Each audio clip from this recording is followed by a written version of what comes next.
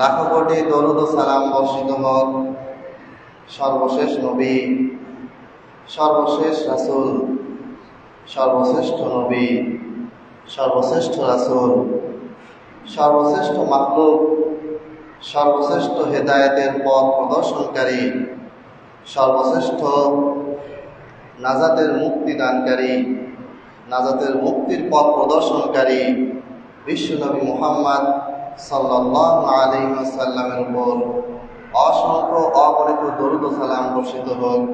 সাল্লাল্লাহু আলাইহি ওয়াসাল্লাম। আল্লাহুম্মা সাল্লি আলাইহি, আল্লাহুম্মা বারিক আলাইহি। সম্মানিত উপস্থিতি, আজকে আমাদের যে আলোচনার বিষয়, এই বিষয়টি ইতিমধ্যে অনেকেই জেনেছেন অনলাইনের মাধ্যমে। সেটা হচ্ছে অত্যন্ত উঁচু মর্যাদা সম্পন্ন একজন সাহাবী, যেই সাহাবীর নাম মুয়াবিয়া রাদিয়াল্লাহু তাআলা আনহু। এই সাহাবীর ব্যাপারে অনেক নেগেটিভ পজিটিভ কথাবার্তা আমরা শুনে এসেছি। সেই বিষয়গুলি সম্পর্কে খুবই সংক্ষেপে এইটুকু সময়ে যতটুকু আলোচনা করা যায় ততটুকু আমি আলোচনা করবো ইনশাআল্লাহ। তবে তার আগে ভূমিকা স্বরূপ কয়েকটা কথা বলতে হয়। সেটা হচ্ছে যে মানুষের শত্রু হয় দুইভাবে। বিশেষ করে ইসলামের উপর যারা অ্যাটাক করেছে, আক্রমণ করেছে, সেই আজকে না, নবী সাল্লাল্লাহু আলাইহি ওয়াসাল্লামের নবুয়ত পাওয়ার পর থেকেই যারা দুশমনী করে আসছে, যাদের একমাত্র লক্ষ্য টার্গেট হচ্ছে ইসলামকে ধ্বংস করা, পৃথিবীর বুক থেকে কোরআনকে মুছিয়ে দেওয়া, মানুষের অন্তর থেকে হাদিস এবং কোরআনের হেদায়েতকে দূর করে দেওয়া, মুসলমানকে কিভাবে গোমরা বানানো যায়। একজন মুসলমান নামে মুসলমান থাকবে কিন্তু কাজে হবে গোমরা মুসলমান। কেমন করে সে কুফরিতে লিপ্ত হয়, কেমন করে সে ইসলামের বিরুদ্ধে চলে যায়, এটা নিয়ে নানা রকম উপায়ে, নানা রকম কৌশলে মুসলমানদের উপরে দিনের পর দিন অ্যাটাক হামলা হয়ে আসছে। তার মধ্যে দুইটা কৌশল আমি বলবো। একটা হচ্ছে সরাসরি আক্রমণ, সরাসরি আপনার উপর হামলা করলো, আক্রমণ করলো, শক্তি প্রদর্শন করলো। এটাতে কাজ কম হয়েছে। যেমন ফিলিস্তিনে বোম্বিং হচ্ছে, একটা পর একটা মুসলিম দেশ দখল হচ্ছে, কিন্তু ফিলিস্তিনে এত কষ্টের পরেও কোনো ফিলিস্তিনি বলে নাই যে আমি ঈমান ত্যাগ করলাম, আমি কাফের হয়ে গেলাম, আমি ইহুদি হয়ে গেলাম, বলে নাই। যত বোম্বিং হোক, যতই কষ্ট হোক না কেন, তারা বলে আলহামদুলিল্লাহ, আল্লাহ তাআলা আমাদের জন্য এর চেয়ে ভালো কিছু রেখেছেন। তাহলে বোঝা গেল সম্মুখ অ্যাটাক এটাতে আসলে কাজ হয় না, বা হলেও খুব কম হয়েছে। হ্যাঁ, নির্যাতন করছে, মনে শান্তি তারা পাচ্ছে না, আমরা আক্রমণ করতেছি, মেরে ফেলতেছি মুসলমানদেরকে। এটা এর চেয়ে ভয়ঙ্কর কৌশল যেটা যুগের পর যুগ সেই আল্লাহ নবী সাল্লাল্লাহু আলাইহি ওয়াসাল্লামের থেকে চলে আসতেছে, সেটা হচ্ছে তথ্য সন্ত্রাস। তথ্য সন্ত্রাসের সাথে আমরা সবাই জড়িত, কম বেশি জানি। তথ্য সন্ত্রাস কি? আপনাকে ধীরে ধীরে আপনার ব্রেনটাকে ব্রেন ওয়াশ করে আপনি হবেন মুসলমান, কিন্তু আপনার পা থেকে মাথা পর্যন্ত কুফরি থাকবে, শিরক থাকবে। এগুলো কিভাবে ঢুকিয়ে দেওয়া যায় সেগুলি তারা বছর পর বছর করে এসেছে। আমরা জানি আল্লাহ নবী সাল্লাল্লাহু আলাইহি ওয়াসাল্লামের সময় যারা বিরোধিতা করেছিল, বিভিন্নভাবে ইহুদিরা বিরোধিতা করেছিল, তারাই পরবর্তীতে আবু বকর রাদিয়াল্লাহু তাআলা আনহুর বিরুদ্ধে কিছু মানুষকে উস্কিয়ে দিয়েছিল যুদ্ধের জন্য। আবু বকর রাদিয়াল্লাহু তাআলা আনহু রিদ্দার যুদ্ধ করলেন, এরপরে যাকাত অস্বীকারীদের বিরুদ্ধে যুদ্ধ করলেন। এই যে রিদ্দার যুদ্ধ হলো, যাকাত অস্বীকারীদের বিরুদ্ধে যে যুদ্ধ হলো, সব কিছুর মূলে এই গোপন চক্রটা কাজ করে এসেছে। তারা এখনো কাজ করে যাচ্ছে। আপনারা দেখেন, আপনি যদি বাইবেল কিনেন, বাইবেল সোসাইটি বাংলাদেশে ফ্রি বাইবেল দিচ্ছে। এই বাইবেলে কি লেখা আছে জানেন? এখানে বাইবেল লেখা নাই। আপনি যদি ইংলিশ কিং জেমস ভার্সন বাইবেলটা দেখেন, সেখানে বলা আছে হোলি বাইবেল। আপনি যদি রিভাইজ ভার্সনের যে বাইবেলটা আছে সেটা যদি দেখেন, সেখানেও লেখা আছে হোলি বাইবেল। কিন্তু বাংলাদেশে যেহেতু বাইবেল বলে কেউ কিনে না, বাইবেল শুনলেই যদি মানুষ না শিটকায়, কিনতে চায় না, নিতে চায় না, কারণ ওরা বুঝে গেছে যে বাইবেল তার মানে এটা খ্রিস্টানদের বই, এটা অমুসলিমদের বই, এটা আমাদের নেওয়া যাবে না। তারা কি করেছে? তারা আপনাকে বইটার নামটাই চেঞ্জ করে আপনার হাতে তুলে দিয়েছে। বইয়ের নাম কি? কিতাবুল মুকাদ্দাস। সর্বপ্রথম বাংলাদেশে যখন বাইবেল অনুবাদ হয়, উইলিয়াম কেরির যে অনুবাদ, সেখানে কিতাবুল মুকাদ্দাস বা পবিত্র কিতাব বলে কিছু লেখা ছিল না। এইভাবে করে সময় যাচ্ছে, তারা যখন দেখলো যে না, তাদের আশানুরূপ বাইবেল বিক্রি হচ্ছে না, মানুষ এই বাইবেল সেইভাবে কিনছে না, মানুষ বাইবেল নামটা দেখেই এখান থেকে সরে আসতেছে, তখন তারা কি করলো, পরবর্তী লেটেস্ট সংস্করণে যে বাইবেলটা আমার কাছে আছে, আপনারাও যেগুলো সহজে পেতে পারেন, সেখানে তারা লিখে দিয়েছে এটা হচ্ছে কিতাবুল মুকাদ্দাস। কিতাবুল মুকাদ্দাস কি জিনিস? আরবি নাম। আপনি ভাববেন যে কিতাবুল মুকাদ্দাস তার মানে নিশ্চয়ই তাফসিরের বই হতে পারে, হাদিসের বই হতে পারে, কিন্তু যখন এটা আপনি পড়বেন, আস্তে আস্তে আপনার ইমানটা কি হয়ে যাবে, ধ্বংস হয়ে যাবে। এই বাইবেলে লেখা আছে, পলের সাহাবীগণ অনুসরণ করলেন। সাহাবী কারা? আমরা তো জানি সাহাবী হচ্ছে তারা মাল্লাকিয়ান নবী সাল্লাল্লাহু আলাইহি ওয়াসাল্লাম মুমিনান বিহি ওয়া মাতা আলাল ইসলাম ওয়ালাউ ফি সাআ। কেউ যদি 1 ঘন্টা, 5 মিনিট, 10 মিনিট, আধা ঘন্টা, একদিন, 5 ঘন্টা, 10 বছর, 20 বছর, যে কোনো সময়ের জন্য, যতটুকু সময় হোক, কেউ যদি আল্লাহর নবী সাল্লাল্লাহু আলাইহি ওয়াসাল্লামের সাক্ষাৎ পায়, এরপরে আল্লাহর নবী সাল্লাল্লাহু আলাইহি ওয়াসাল্লামের হাতে যদি মুসলমান হয়, তারপরে মুসলমান অবস্থায় সারাটা জীবন যদি অতিবাহিত করে এবং মুমিন হয়ে যদি মারা যায়, তিনি হচ্ছেন সাহাবী। সাহাবীদের এই সংজ্ঞা নিয়ে কোনো মতভেদ নাই। ইবনে হাজার আসকালানী বলেন, শাইখুল ইসলাম ইবনে তাইমিয়া বলেন, পূর্বের যত ইমাম আছে সবাই একমত, এইটা হচ্ছে সাহাবীদের সংজ্ঞা। তাহলে এই সাহাবী শব্দটা কোথায় ঢুকাই দেওয়া হয়েছে? বাইবেলে। পলের সাহাবী, পল হচ্ছে কে? পল হচ্ছে একজন ইহুদি, যে সারাটা জীবন ঈসা আলাইহিস সালামের বিরুদ্ধে চারণ করেছে। এই লোক ঈসার মৃত্যুর 400 বছর পরে জন্মাইছে। এই লোক আজে বাজে কিছু কথা লিখে গেছে ঈসার নামে, সেগুলাই এখন নিউ টেস্টামেন্ট নামে আমরা পড়ি, যেটাকে বলা হচ্ছে ইনজিল শরীফ। নাউজুবিল্লাহ, এটা কখনো ইনজিল হতে পারে না। তাহলে এই যে আমি যেটা ভূমিকা স্বরূপ বলতে চাচ্ছি, যে এইভাবে করে আপনাকে আমাকে বিভিন্ন তথ্য, বিভিন্ন উপাত্ত দিয়ে, যেগুলোর সাথে ইসলামের কোনো সম্পর্ক নাই, সেগুলোকে ইসলামের নামে বানিয়ে আপনাকে আমাকে ব্রেন ওয়াশ করা হয়েছে। এবং এটা আজকে করা হয় নাই, সেই যুগ যুগ, শত শত, হাজার হাজার বছর ধরেই করা হয়ে আসছে। মুআবিয়া রাদিয়াল্লাহু তাআলার ক্ষেত্রেও একই কাজ, একই পদ্ধতি অবলম্বন করা হয়েছে। শুধু মুআবিয়া রাদিয়াল্লাহু তাআলাকে নিয়ে নয়, সব সাহাবীকে নিয়ে এই কাজগুলি করা হয়েছে। আমি একটু পরে সে বিষয়ে আসছি। আমি একটি আয়াত পড়েছি যে রাদিয়াল্লাহু আনহুম ওয়া রাদু আন। এই আয়াতটা অনেক জায়গায় আছে, সূরা বাইনা শেষেও আছে। এর মানে কি? সমস্ত মুফাসসির একমত, পূর্বের 300-400 মুতাকাদ্দিমিন যাদেরকে বলা হয়, পূর্বের যারা মুফাসসির, যাদের তাফসিরের উপর ভিত্তি করে আমরা পরবর্তীতে তাফসির লিখেছি, বা যেগুলি অনুসরণের পরবর্তীতে তাফসির লেখা হয়েছে, সেখানে সব জায়গায় এইটাই বলা আছে রাদিয়াল্লাহু আনহুম, আল্লাহ তাআলা তাদের উপরে, সাহাবীদের উপরে সন্তুষ্ট হয়ে গিয়েছেন, ওয়া রাদু আন, আর তারাও আল্লাহর উপরে কি হয়ে গিয়েছেন? সন্তুষ্ট হয়ে গেছেন। তাহলে বোঝা গেল তাদের মধ্যে কি হয়েছে না হয়েছে এটা নিয়ে কোনো সমালোচনা করা, এটা নিয়ে কোনো মন্তব্য করার কোনো অধিকার আপনার আমার নাই। হ্যাঁ, কিছু ফিকি মাসলায় ভুল ভ্রান্তি হতে পারে, একজন সাহাবী ভুল করেছেন, অন্য সাহাবীরা সংশোধন করে দিয়েছেন, এটা নিয়ে কথা বলা যেতে পারে, এটা হাদিসে বলা আছে, ইমামগণ আলোচনা করেছেন। কিন্তু তাদের ভিতরে পার্সোনালি কি হয়েছে, তাদের আমল আখলাকে কি হয়েছিল, তাদের ভিতরে যুদ্ধ হয়েছিল, এগুলো নিয়ে সমালোচনা করা, এগুলি নিয়ে কোনো মন্তব্য করার কোনো অধিকার আপনার আমার নেই। এখানে একটা প্রশ্ন আসতে পারে, যদি অধিকার নাই থেকে থাকে, তাহলে ইমামগণ তাদের কিতাবে এই ঘটনাগুলি লিখলেন কেন? উদাহরণস্বরূপ আল বিদায়া ওয়ান নিহায়া।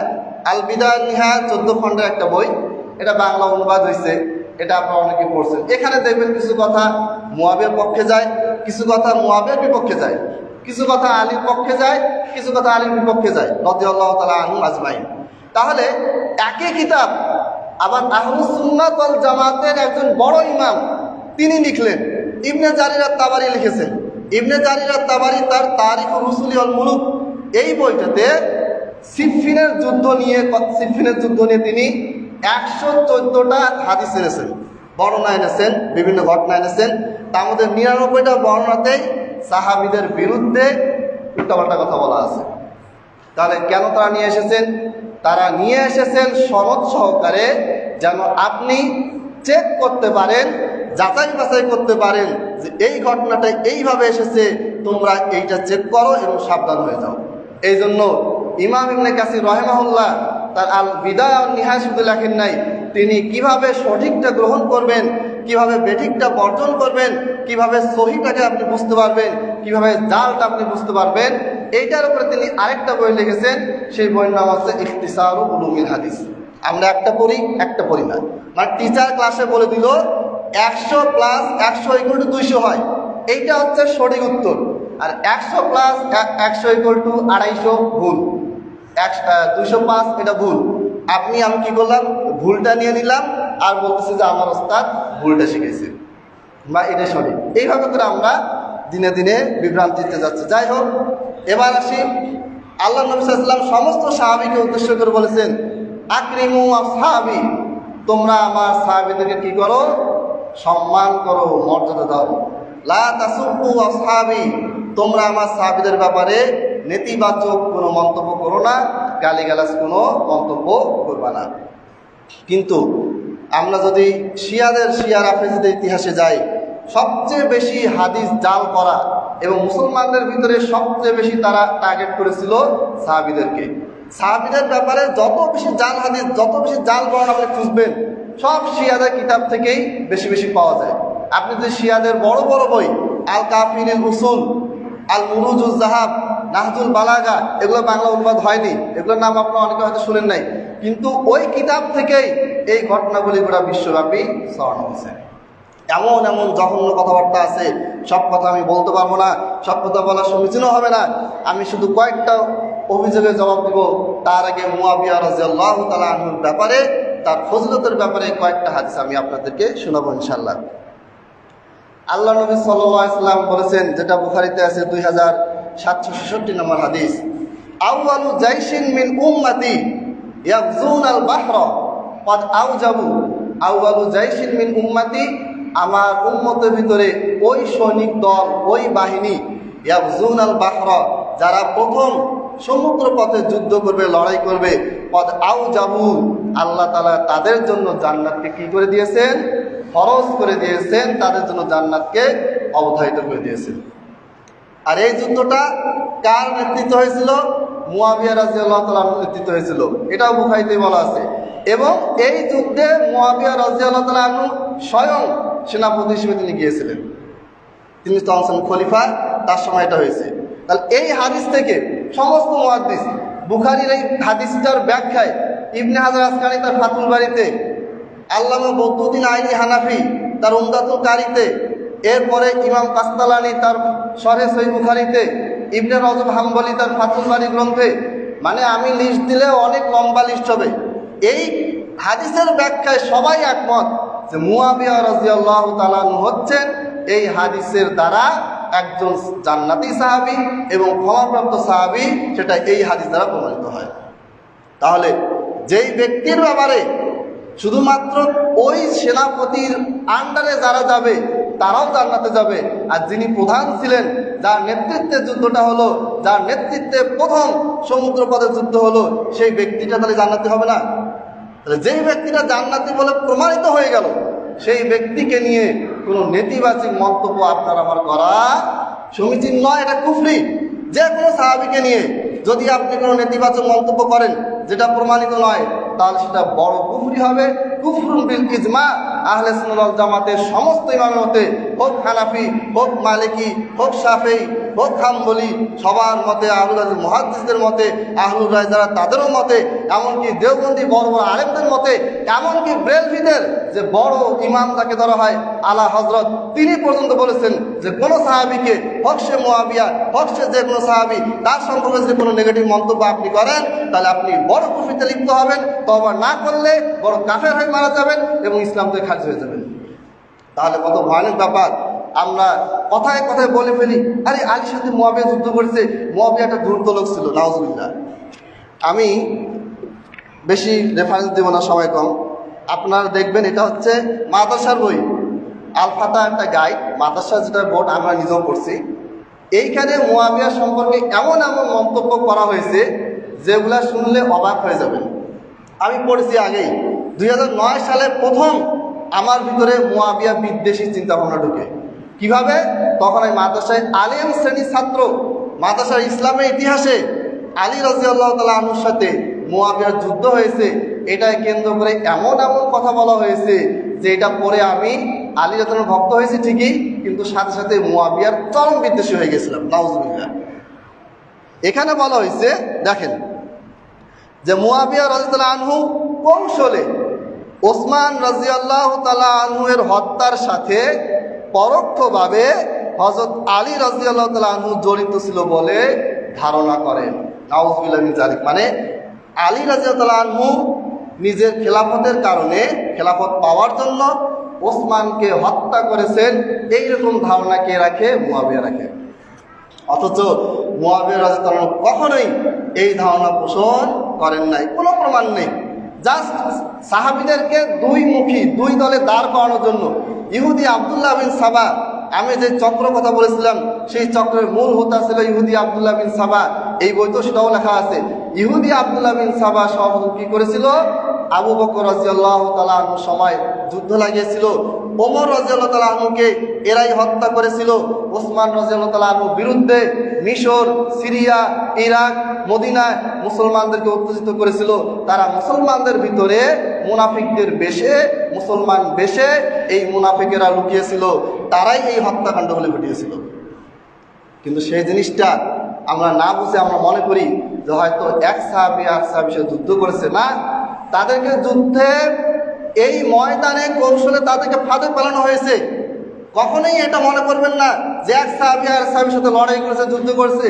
তারা লড়াই করে নাই, তারা ইসলামের জন্য কাজ করতে গিয়ে তাদেরকে ফাঁদে ফেলানো হয়েছে। আল্লাহ নবী সাল্লাল্লাহু আলাইহি ওয়াসাল্লাম বলেছেন, লা তাকুমুস সাআহ, কিয়ামত ততদিন পর্যন্ত হবে না হাত্তা তাকতাতিলা ফিআতানি আযীমাতানি, দুইটা মহান দল যতদিন পর্যন্ত যুদ্ধ করবে না ততদিন পর্যন্ত কিয়ামত হবে না। সহিহ মুসলিমের হাদিস, সমস্ত ইমাম একমত। এবারে হাদিসের শেষে বলা হয়েছে ওয়াদাওয়াহুমা ওয়াহিদা, আর উভয়ের, এই যে উভয় দল লড়াই করেছে তাদের দাওয়াত, তাদের দাবি সেটা ছিল একটাই। কারা? আলী রাদিয়াল্লাহু আনহু এবং আলীর বিপক্ষে যারা ছিলেন মুয়াবিয়া রাদিয়াল্লাহু আনহু, তালহা রাদিয়াল্লাহু আনহু, আয়েশা রাদিয়াল্লাহু তাআলা আনহু, আব্দুল্লাহ বিন জুবাইর রাদিয়াল্লাহু আনহু, আমর বিন আস রাদিয়াল্লাহু আনহু, এই যে যারা পরস্পর তাদের ভিতরে দ্বন্দ্ব হয়েছিল, এদের দুজনের ব্যাপারে আল্লাহ নবী সাল্লাল্লাহু আলাইহি ওয়াসাল্লাম বললেন ফিআতানি আযীমাতানি, দুইটা মহান দল। যদি একদল খারাপ হতো, একদল যদি ইসলামের বিরুদ্ধে যেত, তাহলে আল্লাহ নবী সাল্লাল্লাহু আলাইহি ওয়াসাল্লাম এই দুই দলকে মহান বলে উল্লেখ করতেন না। আবার হাদিসের শেষে বলা হয়েছে ওয়াদাওয়াহুমা ওয়াহিদা, উভয়ের দাবিটা এক ছিল। উভয়ের দাবিটা কিন্তু আসলেই এক ছিল। দাবিটা কি ছিল? যখন ওসমান রাদিয়াল্লাহু আনহুকে শহীদ করানো হলো, ওসমান রাদিয়াল্লাহু আনহুকে শহীদ করানোর পরে 3 দিন ধরে গোটা পৃথিবীতে পুরা মুসলিম উম্মাহ খেলাফতবিহীন ছিল। এর ফলে আলী রাদিয়াল্লাহু আনহু খলিফা হলেন। কিছু সাহাবী বায়াত করলেন, কিছু সাহাবী করেন নাই, তারা পরবর্তীতে বায়াত করেছিলেন। পরিস্থিতি এত জটিল ছিল, সেই সময় সবাই একটা দাবি তুললেন। দাবিটা হচ্ছে যে সর্বপ্রথম, হে আলী, আপনি খলিফা হয়েছেন, আপনার প্রথম কাজ হচ্ছে উম্মতের তৃতীয় খলিফা মহান ব্যক্তি ওসমান রাদিয়াল্লাহু আনহুর হত্যাকারীদেরকে বের করে কি করতে হবে? শাস্তি দিতে হবে। আলী রাদিয়াল্লাহু আনহু এটাই বলেছিলেন যে আমি তদন্ত করতে থাকি, কারণ এটা একজন ব্যক্তি হত্যা করে নাই, পুরো ইরাক বাহিনী এখানে জড়িত ছিল, মিশর থেকে আসা লোকেরা জড়িত ছিল, সিরিয়া থেকে আসা জড়িত ছিল, একটা ইন্টারন্যাশনাল চক্র জড়িত ছিল। একটা ইন্টারন্যাশনাল চক্রকে কি আপনি চাইলে ধরে শাস্তি দিতে পারবেন? সময় অবশ্যই লাগবে। কিন্তু এইখানে যেটা ভুল হয়েছে, আলী রাদিয়াল্লাহু আনহুর বিপক্ষে যারা ছিলেন, বিপক্ষে বলতে খেলাফতের বিপক্ষে নয়, বিপক্ষে বলতে আলী রাদিয়াল্লাহু আনহুর মর্যাদার বিপক্ষে নয়, বিপক্ষে বলতে আলী রাদিয়াল্লাহু আনহুর কর্মকাণ্ডের বিপক্ষে নয়, জাস্ট একটা বিষয়ে তারা আলীর সাথে দ্বিমত করেছিলেন। তাদের বক্তব্য হচ্ছে ওসমানের হত্যাকারীদেরকে আগে খুঁজে আপনি হত্যা করবেন, শাস্তি দিবেন, তারপর আপনি অন্য কাজ করবেন। আর আলী রাদিয়াল্লাহু আনহু বলেছিলেন যে আমি কাজগুলি করতে থাকি, তদন্ত করতে থাকি, যখন আমি খুনিদেরকে পাবো ততক্ষণ আমি তাদেরকে শাস্তি দিব। জাস্ট এইটুকু, এইটাকে কেন্দ্র করে ইহুদি আব্দুল্লাহ বিন সাবা তুমুল কাণ্ড ঘটিয়ে দেন।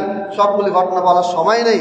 আমি যদি ফজিলতের হাদিসগুলোই বলি মুয়াবিয়ার ব্যাপারে, তাহলে প্রায় 100টারও বেশি দলিল আমি দিতে পারবো। অনেক দলিল আছে, অথচ আমরা এই দলিলগুলি আমাদের জানা নেই, আমাদের শুধু জানা আছে মুয়াবিয়ার বিপক্ষের কথাগুলো।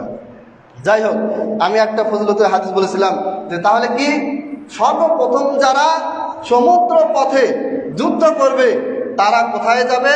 তারা জান্নাতে যাবে। তাদের ব্যাপারে জান্নাতের সুসংবাদ দেওয়া হয়েছে। হাদিস নম্বর 2, ইমাম বুখারী আরেকটি হাদিস বর্ণনা করেছেন, লম্বা হাদিস, সেখানে একই কথা বলা আছে এবং ওই হাদিসে 2799 ওই হাদিসে মুয়াবিয়ার নামটা উল্লেখ করা আছে। আরেকটা হাদিস 3 নম্বর, সেটা হচ্ছে মুসনাদে আহমদে আছে 3104 নম্বর হাদিস, আব্দুল্লাহ বিন আব্বাস থেকে বর্ণিত। আব্দুল্লাহ বিন আব্বাসকে শিয়ারা খুব মর্যাদা দেয়, আহলে বাইতের সদস্য। অথচ আব্দুল্লাহ বিন আব্বাস যখন নিজেই মুয়াবিয়ার ফজিলত বর্ণনা করে তখন শিয়ারা কি করে? এটাকে স্কিপ করে যায়। শিয়া কি জিনিস এটা আমি একটা কথা বলি। শিয়াদের ভিতরে বর্তমানে গোটা পৃথিবীতে যারা ক্ষমতা আছে তারা আছে শিয়া ইসনা আশারিয়া। এটা না বললে শিয়া শব্দটা মানে বুঝবেন না। ইসনা আশারিয়া মানে হচ্ছে 12 জন ইমামের আকীদা। এটা আমার বানানো কথা না, আপনারা অনলাইনে গিয়ে আল হুকুমাতুল ইসলামিয়া লেগে সার্চ করবেন, খোমেনির লেখা। 1989 সালে 79 সালে খোমেনি যে বিপ্লব করে এটাকে বলা হয় ইসলামী বিপ্লব। ঠিক আছে, ইসলামী বিপ্লব, দেখেন কি লেখা আছে। আল হুকুমাতুল ইসলামিয়া বইতে লেখা আছে যে 25 পৃষ্ঠা, মূল আরবিটার 25 পৃষ্ঠা লেখা আছে। এটার ইংলিশ ট্রান্সলেশন আছে, বাংলা আছে কিনা বলতে পারবো না। এই বইতে লেখা আছে এই 12 জন ইমামের যে মর্যাদা সেটা নবীদের চেয়েও বেশি। নাউজুবিল্লাহ না সুবহানাল্লাহ। 2 লাইনে যে কয়টা কথা বলছে, পয়েন্ট বলছি। 1 নম্বর পয়েন্ট, এই 12 জন নিষ্পাপ মাসুম, এটা তো বিশ্বাস করে, খোমেনিকেও তারা নিষ্পাপ মনে করে। এই যে খোমেনির এত পাওয়ার, সে লাঠি দিয়ে একজন বিশাল প্রেসিডেন্টকে গুদা মারতেছে, এই পাওয়ারটা কিভাবে আসছে? এটা হচ্ছে একটা বিশ্বাস। ইরানবাসী মনে করে খোমেনি আমাদের ধর্মীয় সর্বোচ্চ নেতা, তার কোনো পাপ নাই। তার মানে কি? তিনি নবী রাসূলদের পর্যায়ে, নবী রাসূলদের গুনাহ নাই, তারা নিষ্পাপ। সাহাবীদের গুনাহ আছে, সাহাবীদের চেয়ে বেশি। যাই হোক, তাহলে 1 নম্বর, এই 12 জন ইমামের যে আকীদা, এই 12 জন ইমামের ব্যাপারে তাদের যে আকীদা, 1 নম্বরে কি? এই 12 জন নবী রাসূল আদম থেকে মুহাম্মদ সাল্লাল্লাহু আলাইহি ওয়াসাল্লাম পর্যন্ত যত নবী রাসূল এসেছে তাদের চাইতে এনারা কি? বেশি মর্যাদাবান, বেশি নিষ্পাপ। 2 নম্বর, এই 12 জনের একটা বড় সদস্য আছে, একটা কমিটি আছে।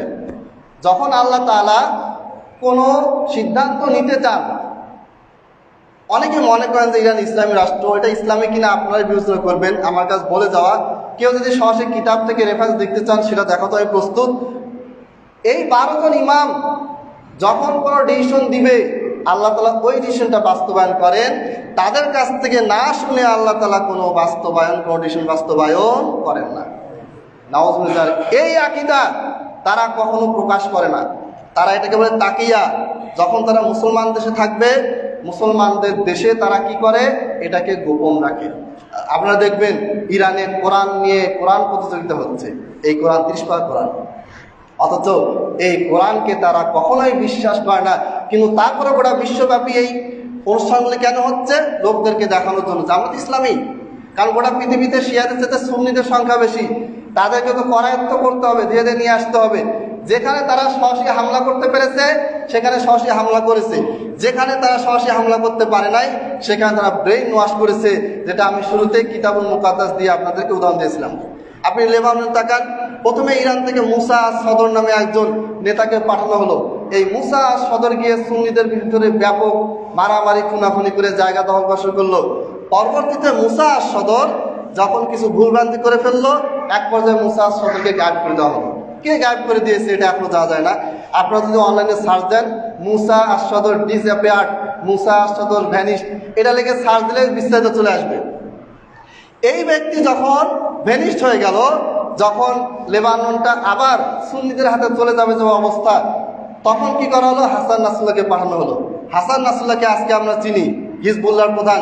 এই ব্যক্তিকে যখন ইরানের থেকে পাঠানো হয় লেবাননে, তখন তার বয়স ছিল মাত্র 18 বছর। খুব মেধাবী একজন মানুষ ছিলেন। এরপরে লেবাননের সুন্নিদের নেতা রফিক হারিরি ক্ষমতা আসলেন, তাকে মেরে ফেলা হলো। রফিক হারিরির পরে তার ছেলে সাদ হারিরি ছিল, সেই সাদ হারিরিকেও তারা বিভিন্নভাবে কোণঠাসা করেছে। এরপর আপনার ইয়েমেনে দেখেন, ইয়েমেনের হুথিরা, এরা হঠাৎ করে এত ক্ষমতাশীল হলো কিভাবে? ইয়েমেনের হুথি, যাদের ব্যাপারে আপনারা অনেকে শুনেছেন, পড়েছেন, এরা কিভাবে এত ক্ষমতা পেল? পুরো ইয়েমেনে শিয়াদের সর্বোচ্চ সংখ্যা হবে 15-20%। আর পুরো ইয়েমেন পুরোটাই কি সুন্নি দিয়ে ভরা। সুন্নি বলতে তারা হানাফি হোক, শাফি হোক, হাম্বলি হোক। এখানে সুন্নি বলতে বেলবি সুন্নি বোঝানো হচ্ছে না, এখানে সুন্নি বলতে শিয়া রাফিজদের বিপরীতে যারা রাখে, আকীদা রাখে, এই সুন্নিরা ছিল। এবং সেখানে শিয়া জাইদিয়া ছিল। শিয়া জাইদিয়া কি জিনিস? শিয়া জাইদিয়া হচ্ছে শিয়াদেরই একটা উপগোত্র, যারা পরবর্তীতে শিয়াদের সাথে বিরোধ করে। তারা মূলত হানাফি মাযহাবের অনুসারী। একটা মাসআলায় শুধু তারা আমাদের সাথে দ্বিমত রাখে। সেই একটা মাসআলা কি? তারা মনে করে যে যত খলিফা আসবে এরা সবাই আসবে আলী রাদিয়াল্লাহু আনহুর যারা ছেলে বংশ, নাতি নাতনি, মানে ওই বংশ থেকে আসবে। এই একটা মাসআলায় শুধু তারা আমাদের সাথে দ্বিমত করে, আর কোনো মাসআলায় তারা দ্বিমত করে না। এই কারণে দেখবেন ইসনা আশারিয়া শিয়া যারা, এরা কখনোই শিয়া জাইদিয়াকে প্রমোট করে না। এরা সবসময় শিয়া জাইদাদের ভিতরে কি করে? তাদেরকে হত্যা করে, তাদেরকে মেরে ফেলে, অনেক কিছু করে। এখন এই হুতিরা এত পাওয়ারফুল হলো কিভাবে? তাদেরকে ইরান সব শেল্টার দিয়েছে। বদরুদ্দিন হুতি, আপনারা অনলাইনে বদরুদ্দিন হুতি লিখে সার্চ দিবেন, হুসাইন বদরুদ্দিন হুতি লিখে সার্চ দিবেন, আব্দুল মালিক হুতি লিখে সার্চ দিবেন, একবারে অ্যাভেলেবেল অনেক তথ্য পাবেন। আমিও যদিও তাদের লেখা বইগুলি পড়েছি। বদরুদ্দিন হুতি একটা বই লিখছে আজ-জাইদিয়া ফিল ইয়ামান, ইয়েমেনের শিয়া জাইদিয়া। সেইখানে বদরুদ্দিন হুতি, এই লোকটা আগে জাইদিয়াদের একজন বড় আলেম ছিল। হঠাৎ করে এই লোক চেঞ্জ হয়ে গেল। চেঞ্জ হয়ে খালি ইসনা আশারিয়ার আকীদা প্রচার করতে থাকে। যেই লোক কিছুদিন আগেও শিয়া জাইদিয়া ছিল, সুন্নি ছিল, সেই লোক হঠাৎ করে কিভাবে ইসনা আশারিয়া লোক হলো? মানে কি? মানে তাকে এজেন্ট ধরিয়ে দিয়ে তাকে এজেন্ট বানানো হলো। তাকে দিয়ে এখন মুসলমানদের ভিতরেই লড়াই করানোর জন্য তাকে কি করা হলো? নিয়োগ করা হলো। তার বইতেও উনি এটা লিখে দিচ্ছে। এরপরে যখন তার আজ-জাইদিয়া ফিল ইয়ামান বইতে যখন এই শিয়া জাইদিয়াদের বিরুদ্ধে তিনি লিখলেন, সুন্নিদের বিরুদ্ধে যখন লিখলেন, ইয়েমেনের বিরুদ্ধে যখন লিখলেন, তখন তার বিরুদ্ধে ইয়েমেন সরকার সমন জারি করলো। তাকে যখন ধরতে গেল, সে পালায় কোথায় গেল? ইরানের তেহরানে। এত দুনিয়া থাকতে সে তেহরানে কেন গেল? পরবর্তীতে ইরান সরকার তাকে আরো শক্তিশালী করে ইয়েমেনে পাঠালো। অনেক ঘটনা সংক্ষেপে বলতেছি। ইয়েমেনে পাঠালো। ইয়েমেনে পাঠানোর পরে আজকের ইয়েমেনের অবস্থা তো জানেনি।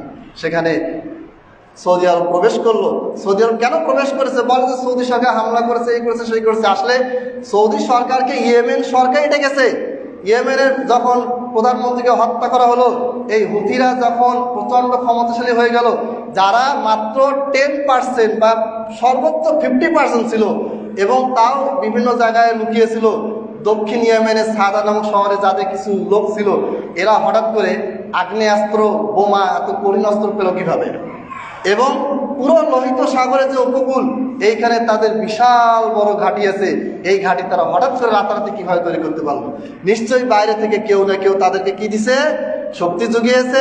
লেবাননে যেই কাজ করেছে সেই কাজেই ইয়েমেনও করাছে। আর সেটা একমাত্র দেশ, সেটা হচ্ছে ইরান। এটা আমার দাবি না, এটা বদরুদ্দিন হুতি তার আজ-জাইদিয়া ফিল ইয়ামান কিতাবেই লিখছে। তিনি ইরানের অনেক প্রশংসা করছেন। ইরান যে ইসলাম প্রচারে সহযোগিতা করতেছে, এগুলি তিনি নিজেই লিখেছেন। এটা যে আমি পড়াশোনা করে বুঝে নিয়েছি তা না, এটা ওনারাই লিখে দিয়েছে। আপনি হাসান নাসরুল্লাহর আকীদা যদি দেখেন, তার পুরো আকীদা হচ্ছে ইসনা আশারিয়া আকীদা। যাই হোক, কথা অন্যদিকে চলে যাচ্ছে। এরপরে দ্বিতীয় ফজিলত মুআবিয়ার ব্যাপারে, যে আব্দুল্লাহ বিন আব্বাস, যাকে আহলে বাইতের একজন বড় গুরুত্বপূর্ণ সদস্য শিয়ারা মনে করে, কিছু কিছু শিয়া তার বিপক্ষেও বলে, তিনি একটা ঘটনা বলতেছেন। আমি পুরো আরবিটা বলতেছি। সামিয়াতু ইবনে আব্বাস, আবু হামজা নামক একজন বর্ণাকারী, তিনি বর্ণনা করতেছেন, সামিয়াতু ইবনে আব্বাস, আমি ইবনে আব্বাস থেকে একটা ঘটনা শুনেছি। ঘটনাটা কি? যে কুনতু গুলামান আসআ মা গিলমান। ইবনে আব্বাস বলতেছেন যে আমি তখন ছোট বাচ্চা ছিলাম। ছোট ছোট বাচ্চা আমার যারা ফ্রেন্ড সার্কেল ছিল, তাদের সাথে আমি কি দৌড়দৌড়ি করতেছিলাম, খেলতেছিলাম। ফাল তাফাত্তু, আমি তাকায় দেখি, ফাইজা আনা বিনাবিইল্লাহি সাল্লাল্লাহু আলাইহি ওয়াসাল্লাম খলফি মুকবিলান, হঠাৎ করে তাকায় দেখি আল্লাহ নবী সাল্লাল্লাহু আলাইহি ওয়াসাল্লাম আমার দিকে আসছেন। ছোট মানুষ ইবনে আব্বাস, এই তো নবী এসে আমাকে ধরবে, আমাকে তো অনেক স্নেহ করে। উনি কি করলেন? ফাকুলতু মা জা নবিয়ুল্লাহি সাল্লাল্লাহু আলাইহি ওয়াসাল্লাম ইল্লা ইলাইয়া ক্বালা ফাসাআইতু হাত্তা আফতাবিয়া ওয়ারা বাবি দারি।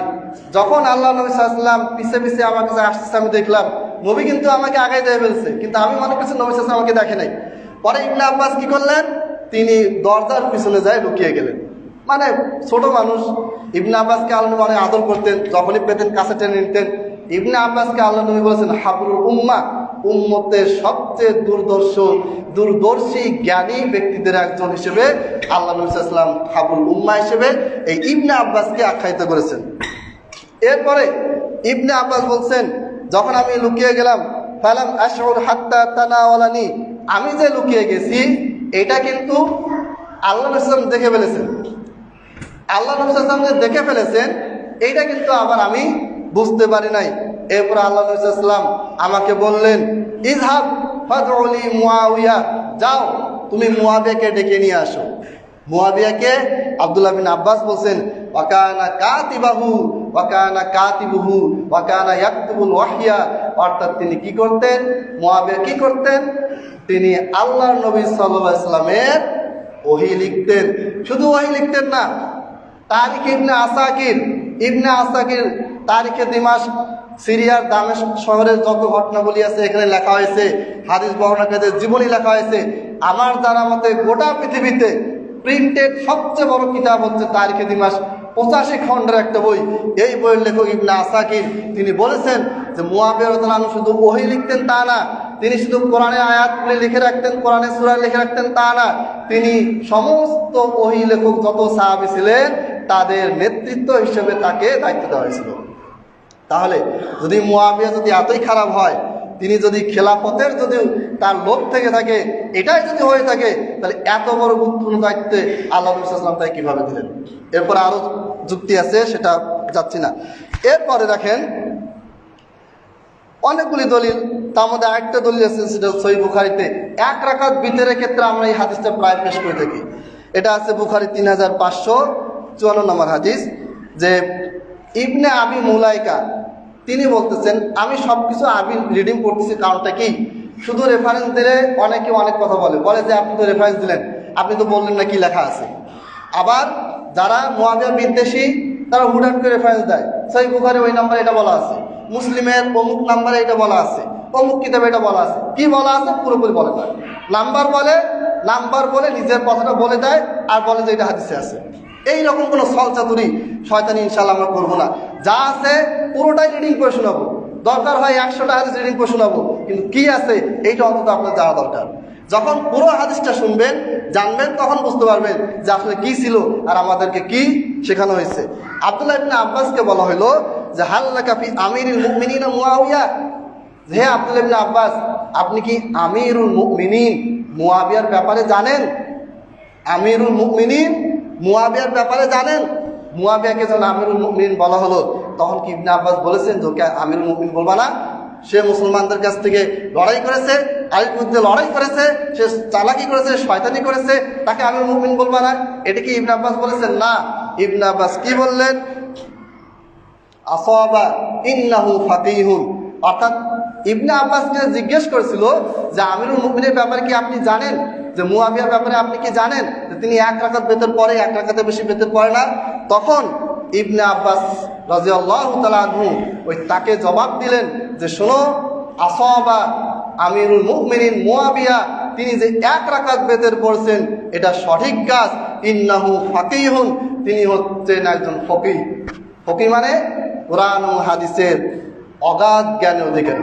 এই ফকিহ মানে ওই আমাদের এই ফকিহ না যে তাফসীর নিয়ে পাশ করলাম, কামিল পাশ করলাম, ফকিহ, কামিল পাশ করলাম মুহাদ্দিস, দাওরা পাশ করলাম, দাওরা পাশের পরে 2 বছর আমি এই বিভিন্ন মাসলা পড়লাম, ফকিহ হয়ে গেল, মুফতি হয়ে গেল। এই ফকিহ মুফতি না, এটা হচ্ছে সাহাবীদের ভিতরে হাবরুল উম্মাহ, সবচেয়ে জ্ঞানী, সবচেয়ে দূরদর্শী যে কয়জন সাহাবী, যাদেরকে আল্লাহ নবী সাল্লাল্লাহু আলাইহি ওয়াসাল্লাম নিজেই বলেছেন হাবরুল উম্মাহ, সবচেয়ে জ্ঞানী উম্মতের একজন ব্যক্তি হচ্ছে ইবনে আব্বাস।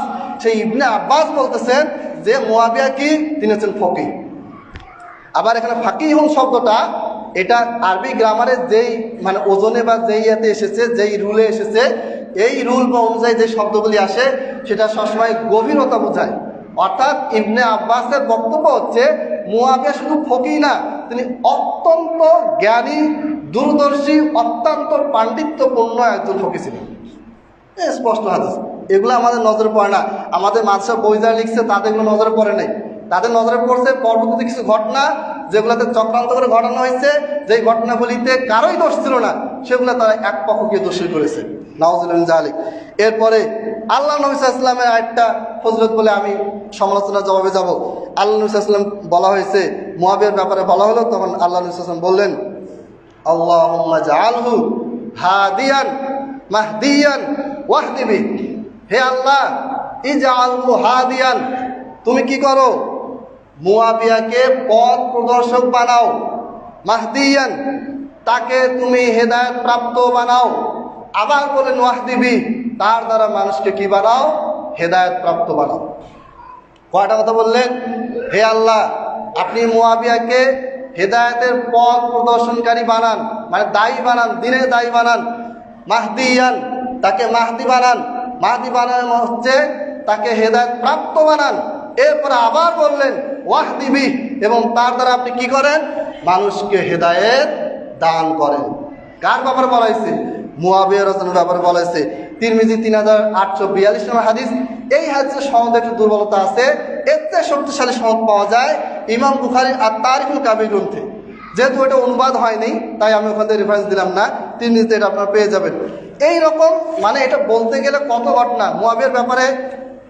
মিসওয়ার বিন মাখরামা একজন সাহাবী, লম্বা ঘটনা, আমি সংক্ষেপে বলতেছি।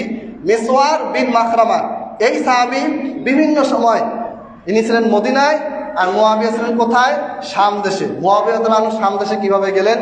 ওমর বিন খাত্তাব তাকে দায়িত্ব দিয়েছিলেন শাম দেশে, সেখানে তিনি ছিলেন। ওসমান রাদিয়াল্লাহু আনহু যখন আসলেন, তিনিও কি করলেন? মুআবিয়াকে ওই শাম দেশের গভর্নর হিসেবে তাকে বহাল রাখেন। আলী রাদিয়াল্লাহু আনহু বহাল রেখেছেন। পরবর্তীতে আলীর ছেলে হাসান রাদিয়াল্লাহু আনহু আসেন, তিনিও বহাল রেখেছিলেন। এরপরে হাসান রাদিয়াল্লাহু আনহু নিজেই কি করেন? খেলাফতের দায়িত্ব মুআবিয়াকে দিয়ে দেন, যেটা অন্য ঘটনা। মিসওয়ার বিন মাখরামা তিনি বিভিন্ন রকম মন্তব্য করতেন মুআবিয়ার ব্যাপারে। তিনি দূরে ছিলেন, যেহেতু মিডিয়া ছিল না, মোবাইল নাই, বিভিন্ন কথা শুনতে পেয়েছেন, বিভিন্ন রকম কথা তিনি বলেছেন। এইটা মুআবিয়ার কানে গিয়েছে, মুআবিয়া জানতে পেরেছেন। এবং এই মিসওয়ার বিন মাখরামা একটা প্রতিনিধি দল সহ মদিনা থেকে কোথায় গেলেন? শাম দেশে মুআবিয়ার কাছে গেলেন, একটা সমস্যা নিয়ে গেলেন। এই সমস্যা সমাধান হওয়ার পরে দেখেন কিভাবে বলা আছে, ফাকাদ হাজাতাহু সুম্মা দাআহু ফাআখলাহু। যখন প্রতিনিধি দলের সাথে কথাবার্তা বললেন, তাদের প্রয়োজন পূর্ণ করে দিলেন, দেওয়ার পরে মুআবিয়া রাদিয়াল্লাহু আনহু কি করলেন? মিসওয়ার বিন মাখরামাকে ডাকলেন, নির্জনে ডাকলেন। ডাকার পর বললেন, মা ফাআলা তা'নুকা আলাল আইম্মা, এই যে তুমি আমাদের ব্যাপারে যে এত সমালোচনা করো, উমাইয়া বংশ নিয়ে সমালোচনা করতেছো, আমার নামে সমালোচনা করতেছো, এটা ব্যাপারটা কি বলো আমাকে। মুআবিয়া কিন্তু ওই কাজ করে নাই, তুই আমার বিরুদ্ধে এত কথা বলছিস, তোর এখন আমি 12টা বাজবো, এটা বলে নাই। সবার সামনে অপমান করছে, তাও করে নাই। প্রতিনিধি দল সবার সাথে যখন তাদের প্রয়োজনটা মিটাই দিলেন, যেই কারণে প্রতিনিধি দল এসেছিল তাদেরকে যখন তিনি সব কিছু বুঝিয়ে দিলেন, বা যেই কারণে এসেছে এটা যখন পূরণ করে দিলেন, করার পরে মিসওয়ার বিন মাখরামাকে তিনি আলাদা নির্জনে নিয়ে যেয়ে বললেন, তুমি যে আমাদের বিরুদ্ধে এত কিছু বলতেছো, আমার বিরুদ্ধে এত কিছু বলতেছো, আমার সাপোর্টে যারা আছে তাদের বিরুদ্ধে এত কিছু বলতেছো, এটার ব্যাপারে কারণটা কি? কি কারণ তুমি এটা বলতেছো? তখন মিসওয়ার বিন মাখরামা বললেন, আপনি এই করেছেন, আপনি ওই করেছেন। তখন মুআবিয়া বললেন যে, দেখো, পৃথিবীতে আমরা কেউ কি গুনাহ থেকে মুক্ত? মা বারিয়া মিনাজ যামবি, পৃথিবীতে আমরা কেউ কি গুনাহ থেকে মুক্ত? তুমি কি গুনাহ থেকে মুক্ত? তুমি কি মনে করো তুমি গুনাহ থেকে মুক্ত? আল্লাহ তোমাকে ক্ষমা করে দিয়েছেন? আমিও মনে করি না যে আমি গুনাহ থেকে মুক্ত, আল্লাহ তাআলা আমাকে ক্ষমা করে দিয়েছেন। তখন মিসওয়ার বিন মাখরামা বলেছেন, হ্যাঁ, আমিও গুনাহগার, আমি মনে করি না যে আল্লাহ তাআলা আমাকে ক্ষমা করে দিয়েছেন। তখন মুআবিয়া বললেন, দেখেন, জান্নাতের সুসংবাদ তো নবী সাল্লাল্লাহু আলাইহি ওয়াসাল্লাম ওই সময় দিয়ে গেছে, তারপরেও তারা নিজেদের গুনাহগার মনে করে। আর আপনি আমি একটু তাহাজ্জুদ পড়লে, একটু নামাজ পড়লে মনে করি, বাপরে বাপ, এত ইবাদত করছি, একেবারে মানে নিজেকে কি মনে করে, অনেক কিছু মনে করি। এই জন্য ইমামগণ বিভিন্ন কিতাবে বলছেন, বেশি ইবাদত করার পরে যদি নিজের তো অহংকার আসে, এটা হচ্ছে একটা বড় শয়তানি অস্ত্র। যাই হোক, সেটা ভিন্ন টপিক। এরপরে মিসওয়ার বিন মাখরামাকে তিনি বললেন, তুমি গুনাহগার, আমিও গুনাহগার, তোমাকে আল্লাহ ক্ষমা করে দিয়েছেন এটা মনে করো যে না, তাহলে আমাকে আল্লাহ ক্ষমা করবে না এটা কেন মনে করতেছো? মিসওয়ার বিন মাখরামার কোনো উত্তর দিলেন না। তখন মুআবিয়া বললেন যে, দেখো, গুনাহগার তুমিও, গুনাহগার আমিও, আল্লাহ তোমাকেও ক্ষমা করবেন, আমাকেও ক্ষমা করবেন, কিন্তু তুমি একটা জিনিস খেয়াল করো, এই মুসলমানদের দাবি ওসমানের হত্যাকারীকে হত্যা করতে হবে, এই ব্যাপারে সবচেয়ে বেশি প্রচেষ্টা উম্মতের ভিতরে সংশোধনী আনার জন্য আমি চেষ্টা চালাচ্ছি। তুমি যদি আমার চাইতে বেশি কাউকে সংশোধনকামী দেখতে পাও তাহলে আমাকে বলো কে? মিসওয়ার বিন মাখরামা কিচ্ছু বললেন না। এরপরে মুআবিয়া রাদিয়াল্লাহু আনহু সবকিছু তাকে বুঝিয়ে বললেন। বলার পরে মিসওয়ার বিন মাখরামাকে তিনি সসম্মানে বিদায় দিলেন। পরবর্তীতে এই হাদিসের বর্ণনাকারী যিনি বর্ণনা করেছেন উরওয়া ইবনে জুবায়ের, যিনি অত্যন্ত বড় মাপের একজন তাবেঈ, উরওয়া বিন জুবায়ের এই ঘটনাটা বর্ণনা করেছেন। তিনি শেষে বললেন যে এরপরে যখনই মিসওয়ার বিন মাখরামা রাদিয়াল্লাহু তাআলা আনহুকে আমি দেখেছি, তিনি যখনই মুআবিয়ার নাম নিয়েছেন তখনই তার জন্য আল্লাহর কাছে দোয়া চেয়েছেন, ক্ষমা চেয়েছেন, ইস্তেগফার করেছেন। সুবহানাল্লাহ। তার মানে কি, বাইরে অনেক কিছু শোনা যায়, যাকে নিয়ে এত কথা হচ্ছে তার সাথে বসে কথা বললে অনেক সময় সমস্যার সমাধান হয়ে যায়। এখানে অনেকগুলো ঘটনা আছে। মুআবিয়ার ক্ষমতা ছিল তার সমালোচনাকারীকে ধরে সাইজ করার, তিনি এটা করেন নাই। এটা সহিহ সনদে পাওয়া যায়। তারিখে বাগদাদ, রাবি নম্বর 133, প্রথম খণ্ড 576 পৃষ্ঠা। তারিখে বাগদাদ, খতিব বাগদাদি লেখা একটা বই। এই বইটা 42 খণ্ডে লেখা একটা বই। এক একটা পেজ এত বড় করে, প্রত্যেকটা খণ্ড 700-800 পৃষ্ঠা করে। এগুলা কিতাবে কোনো হাওয়ালা, কোনো উদ্ধৃতি এই সমস্ত মুআবিয়া বিদ্বেষীরা উল্লেখ করে না, সব গোপন রাখছে। হয়তো তারা পড়ে নাই অথবা পড়লেও গোপন রাখে, কারণ জনগণ এগুলি জানলে তাদের যে সাহাবী বিদ্বেষ, তাদের যে ইসলামের বিরুদ্ধে তাদের যে অপপ্রচার, তারা যে সাহাবীদের ভিতরে দুইটা ভাগ করে দিচ্ছে আমাদের সামনে, এবং আমরা যেন দুই ভাগে বিভক্ত হয়ে যাই, আজীবন যেন আমরা আমাদের সাহাবীরা হচ্ছে মেইন উৎস, নবী সাল্লাল্লাহু আলাইহি ওয়াসাল্লামের ডাইরেক্ট ছাত্র হচ্ছেন সাহাবীরা, তাদের ব্যাপারে যদি আমি খারাপ মন্তব্য করি তাহলে আমরা ইসলাম পাবো কোথায়? এই যে একটা ষড়যন্ত্র, এই ষড়যন্ত্র তারা করেছে, তারা কামিয়াব হয়েছে। আমি বলবো যে তারা আসলেই কামিয়াব হয়েছে দুনিয়াতে, পরকালে ইনশাআল্লাহ আল্লাহ তাদেরকে দেখে নেবেন, তাদের উপযুক্ত শাস্তি দেবেন। এরপরে ইবনে আসাকিরের একটা ঘটনা আছে, হাদিস আছে। তাকে জিজ্ঞেস করা হলো যে এই যে এত সমস্যা হচ্ছে, এইগুলা থেকে উত্তরণের জন্য আপনি কাকে সবচেয়ে বেশি যোগ্য খলিফা মনে করেন? ইবনে আব্বাস বললেন, ইবনে আসাকির তারিখে দিমাশক, রাবি নাম্বার 7510, সেখানে তিনি বললেন মা রাআইতু রাজুলান হুয়া আখলাকা লিল মুলকি মিন মুআবিয়া। এই যে গোটা বিশ্বের সমগ্র মুসলিম সাম্রাজ্য, এই সাম্রাজ্যটাকে সামলানোর জন্য, এই সাম্রাজ্যটাকে পরিপূর্ণভাবে সঠিকভাবে কোরআন হাদিস মোতাবেক পরিচালনা করার জন্য আমি সবচেয়ে বেশি যোগ্য যাকে মনে করি তিনি কে? তিনি হচ্ছেন মুআবিয়া। আল্লাহ নবী সাল্লাল্লাহু আলাইহি ওয়াসাল্লাম একটা হাদিস আছে, আখলামু উম্মতি ওয়া আযওয়াদুহা, আমার উম্মতের ভিতরে সবচেয়ে দূরদর্শিতম ব্যক্তিদের একজন হচ্ছে মুআবিয়া, ওয়া আযওয়াদুহা, এবং সবচেয়ে দানকারী, সদকাকারী, নরম মনের সবচেয়ে বেশি যারা আছে তাদের একজন হচ্ছেন মুআবিয়া। ইমাম বুখারী এটা বর্ণনা করেছেন আর তারিখুল কাবিরে।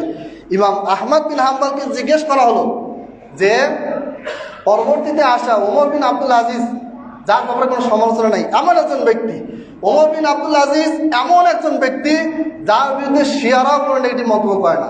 আল্লাহ তাআলা এই ব্যক্তিকে এত মর্যাদা দান করেছেন। তাবিঈ ছিলেন, অনেক বড় একজন ইমাম ছিলেন। আমরা সবাই জানি যে ইমাম ওসমান রাদিয়াল্লাহু আনহু জামিউল কোরআন, কোরআনকে এক করেছিলেন, কিন্তু সেই এক করা কোরআনকে গোটা পৃথিবীতে যিনি ছড়িয়ে দিয়েছিলেন তিনি হচ্ছেন ওমর বিন আব্দুল আজিজ। ওমর বিন আব্দুল আজিজ কি ভালো খলিফা নাকি মুআবিয়া ভালো খলিফা? এটা কাকে জিজ্ঞেস করা হলো? এটা ইমাম আহমদ বিন হাম্বল রাহিমাহুল্লাহকে জিজ্ঞেস করা হলো। ইমাম আহমদ বিন হাম্বল বললেন মুআউইয়া আফদল, অবশ্যই মুআবিয়া হচ্ছে কি তার চেয়ে অধিক, অনেক বেশি শ্রেষ্ঠ। এরপরে লাসনা নাকিসু বিআসহাবি রাসূলিল্লাহি সাল্লাল্লাহু আলাইহি ওয়াসাল্লাম আহাদুন, আমরা কখনোই তাবেঈ থেকে কিয়ামত পর্যন্ত আসা কোনো ব্যক্তির সাথে আমরা কখনোই সাহাবীদের সাথে তুলনা করি না, করছি না, করব না। কে বলেছেন? ইমামে আহলে সুন্নাত ওয়াল জামাত, আহলুল হাদিসদের সর্দার, আসহাবুল হাদিসদের সর্দার ইমাম আহমদ বিন হাম্বল রাহিমাহুল্লাহ এই কথাটা বলেছেন। ইমাম আহমদ বিন হাম্বলের ব্যাপারে একটা মন্তব্য বলি, যেই হাদিসটা ইমাম আহমদ বিন হাম্বল জানে না ওটা হাদিসেই না, যেই হাদিসটা ইমাম আহমদ বিন হাম্বল জানে না সেটা হাদিসেই নয়। তার মানে কি সব জানা আছে এটা বলা হচ্ছে। এইরকম একজন ব্যক্তি, তিনি কাকে কি বললেন? প্রশ্নকারী উত্তরে বললেন যে আমরা কখনোই কোনো ব্যক্তিকে তাবেঈ হোক, তাবেঈ হোক, সাহাবী বাদে অন্য যারা আছে কিয়ামত পর্যন্ত যতই ভালো আল্লাহর ওলি আসুক না কেন তাদেরকে কখনোই সাহাবীর সাথে আমরা তুলনা করবো না, আর তুলনা করা যাবে না। কারণ সাহাবীরা হচ্ছেন তাবী থেকে কিয়ামত পর্যন্ত আসা যত মানুষ আসবে তাদের ভিতরে সাহাবীরা অনেক বেশি উত্তম, অনেক বেশি মর্যাদাশীল, অনেক বেশি তারা আল্লাহওয়ালা, সব ক্ষেত্রে তারা আমাদের চেয়ে অনেক বেশি উপরে আছে। এরপরে যাই হোক, এবার অভিযোগে আসি। সময় শেষের দিয়ে চলে গেল। একটা অভিযোগ হয়তো বলতে সময় শেষ যাবে, মুয়াবিয়া কেন ওসমানের হত্যাকাণ্ড নিজে বিচার করতে চেয়েছিলেন খলিফা থাকতে? এটা হচ্ছে 1 নম্বর অভিযোগ। অনেক অভিযোগ, যে অভিযোগগুলো আমি বেশি পাইছি, আমি সব অভিযোগ জমা করে দেখি 100রও বেশি অভিযোগ মুয়াবিয়ার বিরুদ্ধে। এবং সহিহ সনদে বর্ণিত বিভিন্ন হাদিস যেগুলো আছে সেগুলাকে বিকৃত করে যে অভিযোগগুলি আনা হয়েছে, এই অভিযোগগুলির সংখ্যা প্রায় 35 থেকে 40টা। আমি ওই সহিহ রাওয়ায়াতগুলোই বলবো। এখন মুয়াবিয়া রাদিয়াল্লাহু আনহু কি একাই ওসমান রাদিয়াল্লাহু আনহুর হত্যাকাণ্ডে বলেছিলেন? মুয়াবিয়া কি প্রথমেই বলেছিলেন যে ওসমানের হত্যাকাণ্ড যারা ঘটিয়েছে তাদেরকে আমার হাতে দাও? না, কিছু আয়াত এবং হাদিস আছে, সবাই বলেছেন মুয়াবিয়াকে। আয়েশাও বলেছেন, তালহা জান্নাতি সাহাবী, আশারা মুবাশশারা, জুবায়ের জান্নাতি সাহাবী, যাদের নাম উল্লেখ করে বলা হয়েছে, তারা স্পষ্টভাবে বলেছেন, তারা স্পষ্টভাবে ওই হাদিসটা পেশ করেছেন, ওই আয়াতটা পেশ করেছেন। সূরা বানী ইসরাঈলের 17 নম্বর সূরা 33 নম্বর আয়াতে আল্লাহ তাআলা বলেছেন, ওয়ালা তাকতুলুন নাফসাল্লাতী হারামাল্লাহু ইল্লা বিল হক, তোমরা কখনো অন্যায়ভাবে কাউকে হত্যা করবে না। ওয়ামান কুতিলা মাজলুমান ফাকাদ জাআলনা লিওয়ালিহি সুলতানা, আর কোন ব্যক্তি যদি অন্যায়ভাবে নিহত হয় তাহলে সেই ব্যক্তিকে যারা হত্যা করেছে, হত্যাকারীকে অন্যায়কারী ব্যক্তির পরিবারের কাছে কি করো? সুপর্দ করো। মানে হচ্ছে সরকারের কাছেই থাকবে, কিন্তু সরকার 3টা অপশন দিবে। ধরেন আব্দুল্লাহ নামের, কথার কথা, আব্দুল্লাহ মানে আল্লাহর বান্দা, আব্দুল্লাহ নামের একজন ব্যক্তিকে হত্যা করলো সুমন নামে একজন ব্যক্তি, নাম মিলে গেলে কেউ মাইন্ড করবেন না। এখন সরকার সুমনকে আটক করলো, আটক করার পরে সরকার নিজের চট করে হত্যাকাণ্ড ঘটাবে বা শাস্তি দেবে তা না, পরিবারকে জিজ্ঞাসা করবে যে আপনারা কি চান? আপনারা কি চান যে আমি সুমনকে ফাঁসিতে ঝুলাই বা হত্যাকাণ্ড তার শাস্তি দেই, তাকে মৃত্যুদণ্ড দেই, নাকি তাকে আপনারা জিজিয়া পণ দিবেন, মুক্তিপণ দিয়ে তাকে ছেড়ে দেবো, নাকি তারা আপনারা ক্ষমা করে দিবেন? এই 3টা অপশন পরিবারের কাছে থাকবে। পরিবারের কাছে জিজ্ঞাসা করেই সরকার তারপরে হয় তাকে ছেড়ে দিবে, অথবা হত্যাকাণ্ডর কারণে তাকে শাস্তি দিবে, মৃত্যুদণ্ড দিবে, অথবা তাকে মুক্তিপণ, কোটি টাকা, লাখ টাকা, যাই হোক কোনো একটা কিছুর বিনিময়ে এই সুমনকে ছেড়ে দিবে। এখন ওসমানের আত্মীয় কে ছিল? ওসমান রাদিয়াল্লাহু আনহু চাচাতো ভাই ছিল মুয়াবিয়া রাদিয়াল্লাহু আনহু। ওসমান রাদিয়াল্লাহু আনহুর আরেকজন আত্মীয় হচ্ছেন আয়েশা রাদিয়াল্লাহু আনহা, তালহা, জুবাইর, সব একই বংশের, বনু হাশেম। আমরা তো কুরাইশ বংশের কথা জানি, কুরাইশ বংশ 6টা ভাগে ভাগ হয়েছে। বনু কুসাই, যেই বংশে আব্দুল মুত্তালিব ছিলেন, হাশেম ছিলেন, উমাইয়া ছিলেন। এই বনু কুসাই থেকে আব্দুল মুত্তালিব, তার থেকে মুহাম্মদ সাল্লাল্লাহু আলাইহি ওয়াসাল্লাম। এই বনু কুসাই থেকে আরেকটা গোত্র আসছে, সেটা হচ্ছে উমাইয়া। সেই উমাইয়া বংশের একজন ব্যক্তি হচ্ছেন মুয়াবিয়া। তার মানে কি সব কাছে। আবার এই কুরাইশ বংশের আরেকটা গোত্র হচ্ছে বনু তামিম গোত্র। এই তামিম থেকে এসেছে, এই তামিম থেকে এসেছে ওমর রাদিয়াল্লাহু আনহু। বনু আদি, বনু খুজা, এই সবগুলি কুরাইশ বংশের 6টা গোত্র। এই 6টা গোত্র সবাই সবার আত্মীয়, কারণ সবাই একজন ব্যক্তি থেকে আসছে, তার নাম বনু কেনানা। কেনানা, এই কেনানার নামে যে বংশটা, সেটা হচ্ছে কুরাইশ বংশ। এইখান থেকে যে 6টা ভাগ হয়েছে, 6টা ভাগের ভিতরে একটা ভাগ হচ্ছে বনু কুসাই। এই বনু কুসাই থেকে নবী সাল্লাল্লাহু আলাইহি ওয়াসাল্লামের জন্ম, মানে আব্দুল মুত্তালিব, আব্দুল মুত্তালিব থেকে আব্দুল্লাহ, তারপরে নবী সাল্লাল্লাহু আলাইহি ওয়াসাল্লাম। ওই একই বনু কুসাইয়ের যে 4 ছেলে, তার ভিতরে এক ছেলে হচ্ছেন উমাইয়া। সেই উমাইয়ার বংশ হচ্ছে কে? মুয়াবিয়া রাদিয়াল্লাহু আনহু। আবার একই বংশে জন্মগ্রহণ করেছেন ওসমান রাদিয়াল্লাহু আনহু। তাহলে কোরআনের এই আয়াত কি বলছে? তোমরা কি করো? তোমরা যারা হত্যাকাণ্ড ঘটিয়েছে সেই হত্যাকারী ব্যক্তিকে নিহত ব্যক্তির পরিবারের কাছে সাপোর্ট করো। এটা একটা আয়াত। হাদিসে এক জায়গায় বলা আছে, মান কাতালা মুতাআম্মিদান দুফিয়া ইলা আউলিয়াইল কাতিল। কেউ যদি ইচ্ছাকৃতভাবে কাউকে হত্যা করে বা কেউ যদি কাউকে হত্যা করে, তাহলে দুফিয়া ইলা আউলিয়াইল কাতিল, নিহত ব্যক্তির পরিবারের কাছে, তাদের কাছে এই খুনিকে কি করো? সাপোর্ট করো। ফাইন শাউ কাতালু, এই নিহত ব্যক্তির পরিবার যদি চায় তাহলে তারা তাকে হত্যা করবে। ওয়া ইন শাউ আখাযু দিয়া, অথবা তারা যদি চায় মুক্তিপণ আদায় করবে। তাহলে মুয়াবিয়া যে ইজতিহাদ করেছিলেন, এটা কি ভুয়া ইজতিহাদ? এটা ভুয়া ইজতিহাদ না, এখানে মুআবিয়া রাদিয়াল্লাহু আনহুর একটা ভুল হয়ে গেছে, সেটা হচ্ছে খলিফাকে সময় না দেওয়া, যেটা অন্যান্য সাহাবীরাও দেন নেই। কারণ সেই সময় পরিস্থিতি এত খারাপ ছিল, এত জঘন্য ছিল, মানুষ এতটা অস্থির অবস্থায় ছিল যে সেই সময় ঠান্ডা মাথায় চিন্তা করার মতন কোনো প্রস্তুতি, কোনো সময় তাদেরকে দেওয়া হয় নাই। আলী রাদিয়াল্লাহু আনহু মাত্র কয়েকটা বছর খেলাফতে ছিলেন। এই আলী রাদিয়াল্লাহু আনহু কিন্তু খারিজদের হাতে যুদ্ধে মারা যান। যাই হোক, অনেক দুঃখজনক ঘটনা। তাহলে এই যে ঘটনাটা, প্রথম যে অভিযোগ যে মুআবিয়াকে সে বলে যে আমি নিজে হত্যাকাণ্ডের বিচার করব, এটা দলিল কোরআনেও আছে, হাদিসেও আছে। ভুলটা কোথায়? ভুলটা হচ্ছে যে খেলাফতের যে খলিফা হয়েছেন মুআবিয়া, এই খলিফা হয়েছেন আলী রাদিয়াল্লাহু আনহু, সেই খলিফাকে সময় না দিয়ে দ্রুত নিজেই কাজটা করতে যাওয়া, এইটা ছিল তার ইজতিহাদি ভুল। এই জন্য সমস্ত ইমাম তারা বলেছেন। আর এখানে একটা যে মনে রাখবেন, শুধু মুআবিয়া যে আলীকে বলেছেন তা না, আয়েশার কথা বলেছেন, তালহার কথা বলেছেন, জুবাইরের কথা বলেছেন, আমর বিন আসের কথা বলেছেন, আব্দুল্লাহ বিন ওমর বলেছেন। সাহাবীদের নাম বললে 500-700 সাহাবীর নাম বলা যাবে, যারা এক বাক্যে বলেছেন যে এটা মুআবিয়ার চাচাতো ভাই, উনি মুআবিয়ার চাচাতো ভাই, মুআবিয়ার পরিবারের, মুআবিয়ার বংশের, সুতরাং তাকে হত্যাকাণ্ডের জন্য আপনি কি করেন? মুআবিয়াকে সাপোর্ট করেন। শুধু তারা বলেছে, ওসমান রাদিয়াল্লাহু আনহুর ছেলের মেয়ে সন্তান যারা ছিল তারাও বলেছে যে মুআবিয়া হচ্ছেন অধিক হকদার এই হত্যাকারীকে হত্যা করার জন্য। আর আরেকটা বিষয় হচ্ছে, আলী রাদিয়াল্লাহু আনহু কেন এটা করতে পারেন নাই? কারণটা হচ্ছে আলী রাদিয়াল্লাহু আনহু দলের ভিতরে ইরাক বাহিনী লুকিয়েছিল, তারা ছদ্মবেশে লুকিয়েছিল। আলী রাদিয়াল্লাহু আনহু আর কখনোই তাদেরকে খুঁজে পান নাই। হয়তো পেতেন, কিন্তু তার আগে তিনি শহীদ হয়ে যান, তিনি মারা যান। আল্লাহ তাআলা তাদের ব্যাপারে আসলে কোনো কথা বলে উচিত না। আমি যেটা বলি, আমাদের আল্লাহ ইমামরা যেটা বলেছেন, হানাফিরা যেটা বলেছেন, মালিকিরা যেটা বলেছেন, শাফিঈরা যেটা বলেছেন, কোনো নেগেটিভ কোনো কথাই বলা যাবে না। আজকে আমি বাদ এই বিষয়ে কথা বলতেছি। আমাকে একজন বলেছে যে মুআবিয়ার নাম শুনলে আমার গা জ্বলে। নাউজুবিল্লাহ, জানি গা জ্বলে মানে কেন, কি করছে এই কথা। পরে আমি তাকে আস্তে আস্তে বাসায় নিয়ে এসে সবগুলি বর্ণনা খুলে একটা একটা করে দেখার পরে আস্তে আস্তে তার ভিতরে বিদ্বেষটা করছে। ঘটনা ঘটেছে একরকম, আমরা প্রচার করতেছি আরেক রকম। যাই হোক, একটা অভিযোগ গেল।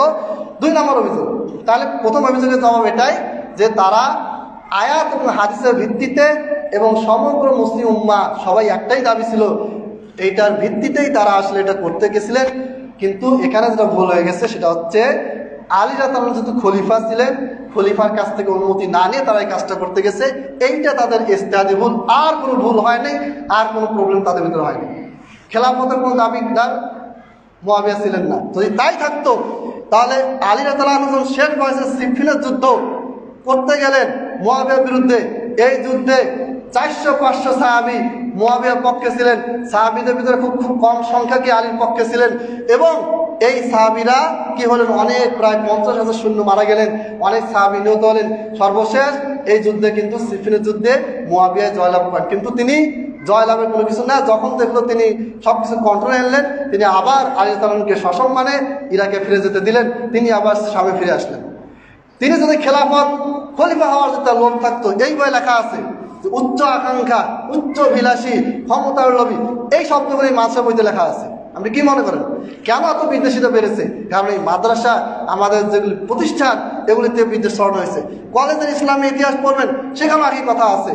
গোটা পৃথিবী জুড়ে শিয়ারা তাদের মতবাদকে এইভাবে ছড়াই দিছে। তাদের উদ্দেশ্য আপনাকে আমাকে সাহাবীদের ব্যাপারে কি করা, নেগেটিভ ভাবে উপস্থাপন করা। যাই হোক, এটা হচ্ছে একটা অভিযোগ। 2 নম্বর অভিযোগ খুব বেশি বলা হয়, বিদ্রোহীরা আম্মার বিন ইয়াসিরকে হত্যা করবে। বিদ্রোহীরা আম্মার বিন ইয়াসিরকে হত্যা করবে। হাদিসটা কোথায় আছে? সহিহ বুখারীতে 4436 নম্বর হাদিস। সহিহ বুখারীর আরো একাধিক জায়গায় আছে, সহিহ মুসলিমে আছে, মানে সহিহ হাদিস, কোনো সন্দেহ নেই। এই হাদিসটা কি হচ্ছে যে আম্মার বিন ইয়াসির, তিনি তাকে উদ্দেশ্য করে নবী সাল্লাল্লাহু আলাইহি ওয়াসাল্লাম বললেন, ওয়াইহা আম্মার, আফসোস হে আম্মার, তাকতুলুহু আল-ফিআতুল বাগিয়া। অনেক জায়গায় তাকতুলুকা আছে, যে তোমাকে একটা বিদ্রোহী দল কি করবে, হত্যা করবে। এইটুকু বলেই শেষ। যারা মুআবিয়ার বিরুদ্ধে হাদিসটা নিয়ে আসে তারা এইটুকু বলেই থেমে যায়। আপনারা অনেকে হয়তো অস্থির হচ্ছেন, আমি ইনশাআল্লাহ শেষ করবো এখনই। এইখানে পরে কি বলা আছে? পরে বলা আছে ইয়াদউহুম ইলাল জান্নাহ, মুআবিয়া তাদেরকে জান্নাতের দিকে ডাকবে, মানে ইসলামের দাওয়াত দিবে। তো আম্মার বিন ইয়াসির তাদেরকে জান্নাতের দিকে ডাকবে, ইসলামের দিকে ডাকবে। তো আম্মার বিন ইয়াসির আলীর পক্ষে যুদ্ধ করেছিলেন, তো উনি কি মুয়াবিয়াকে ইসলামের দাওয়াত দিতে গেছিলেন? উনি কি আয়েশাকে ইসলামের দাওয়াত দিতে গেছিলেন? উনি কি তালহা, এই আশারা মুবাশশারা 10 জন জান্নাতি সাহাবীদের ভিতরে যারা জীবিত ছিলেন বা অন্যান্য সাহাবী যারা ছিলেন তাদেরকে কি আম্মার বিন ইয়াসির জান্নাতের দিকে ডাকছিলেন? এটা কেমন কথা? তারা কি কাফের ছিলেন? আসলে উদ্দেশ্য হচ্ছে এখানে খারিজিদেরকে বোঝানো হয়েছে। এই আম্মার বিন ইয়াসির খারিজিদেরকে কি করেছিলেন? জান্নাতের দিকে ডেকেছিলেন। ওয়ায়াদউনাহু ইলান নার। আর এই খারিজিরা, এই শিয়া, রাফেজি, ইহুদি, আব্দুল্লাহ বিন সাবা যারা চক্রান্ত করেছিল, তারা তাকে আম্মার বিন ইয়াসিরকে জাহান্নামের দিকে ডেকেছিল।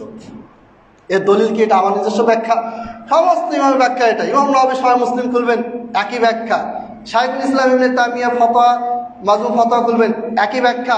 ইমাম ইবনে হাজম রাহিমাহুল্লাহ আল মুহাল্লা খুলবেন, একই ব্যাখ্যা। কিতাবের রেফারেন্স দিতে দিতে 10 ঘন্টা পার হয়ে যাবে, রেফারেন্স শেষ হবে না। সবাই এক কথাই বলেছেন। এবং সহিহ মুসলিমে একটা হাদিস আছে, আল্লাহ নবী সাল্লাল্লাহু আলাইহি ওয়াসাল্লাম বলেছেন 2টা দল হবে। এই দল বলতে প্রচলিত দল না, সাহাবীদের 2টা দল হবে। ফিরকাতানি তাখরুজু ফিরকাতানি, 2টা দল বের হবে।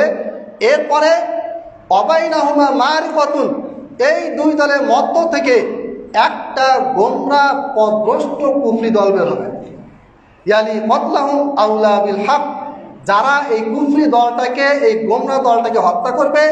এক পাশে মুয়াবিয়ার দল, এক পাশে আলী রাদিয়াল্লাহু দল, মাঝখান থেকে একটা কুফরি দল। এই কুফরি দলকে যারা হত্যা করবে তারা হচ্ছে অধিক হকবর্তী। ইনিও হক, ইনিও হক।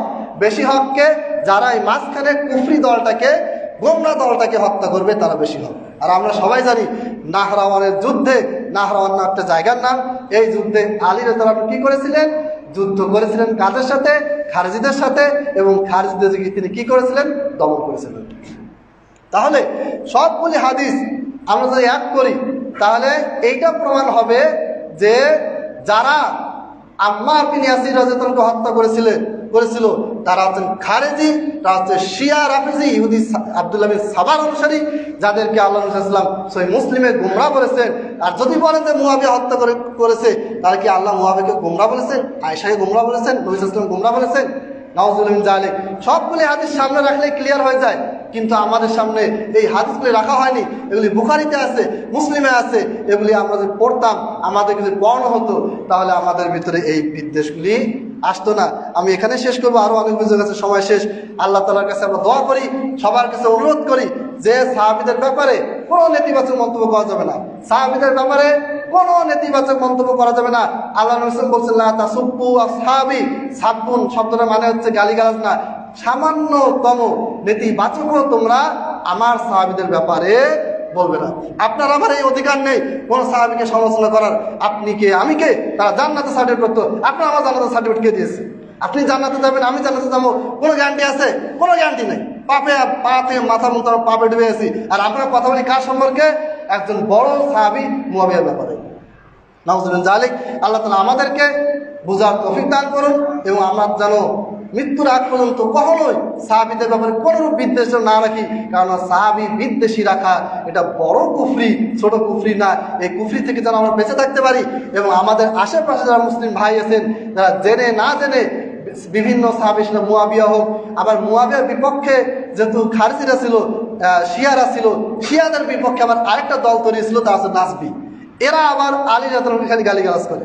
যেভাবে মুয়াবিয়ার বিরুদ্ধে অভিযোগ আসে, তার চেয়ে বেশি অভিযোগ আলীর বিরুদ্ধে আরেকটা দল তৈরি করেছিল, তারা হচ্ছে নাসবি। এরাও কুফরি দল। যারা আলীর বিপক্ষে গেছে তারাও কুফরি দল, আলীকে গালিগালাজ করছে তারাও কুফরি দল। আর যারা মুয়াবিয়ার বিপক্ষে গিয়েছে, মুয়াবিয়াকে গালিগালাজ করেছে, তারাও কুফরি কাজ করেছে। আল্লাহ তাআলা আমাদেরকে এগুলো থেকে হেফাজত করুন, আমাদের জ্ঞানকে বৃদ্ধি করে দিন। ওয়া আখিরু দাওয়ানা আলহামদুলিল্লাহি রাব্বিল আলামিন।